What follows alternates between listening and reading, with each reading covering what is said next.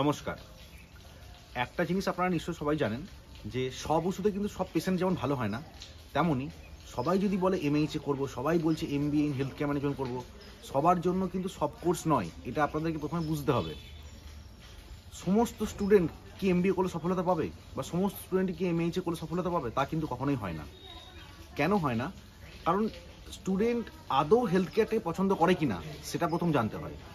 Health care ইন্ডাস্ট্রিটা প্রচণ্ড vast এবং অবশ্যই এখানে প্রচুর পরিমাণে জবের অপরচুনিটি আছে। কিন্তু একটা জিনিস আপনাদের মাথায় রাখতে হবে, সব কোর্স কিন্তু সবার জন্য নয়। আমি তো আপনাদেরকে বারবার বলি, যখনই উচ্চ মাধ্যমিক পাস করে গেল বা আপনি গ্র্যাজুয়েশন কমপ্লিট করলেন, আমাকে একবার ফোন করুন। আমি আপনাকে সঠিক পথের দিশা অবশ্যই দেখাতে পারবো, অন্তত দেখানোর চেষ্টা করব। বিভিন্ন রকম কোর্স এবং তার জব অপরচুনিটি কী আছে সেই কোর্স করার পরে, সেগুলো কিন্তু আমি আপনাকে দেখাতে পারবো বা বোঝাতে পারবো। যখনই আপনার মনে হবে যে অনিশ্চয়তা ভুগছেন, আমাকে একটা ফোন করুন। চেষ্টা করবো অন্তত সঠিক পথের দিশা দেখানোর। যেমন এমবিএ কিন্তু প্রচুর ট্রেড আছে। এমবিএ মার্কেটিং আছে, এমবিএ ফিনান্স আছে, এমবিএ লজিস্টিক ম্যানেজমেন্ট আছে, আর তাছাড়া এমবিএ হেলথ কেয়ার ম্যানেজমেন্ট তো আছেই, প্লাস এমএইচ।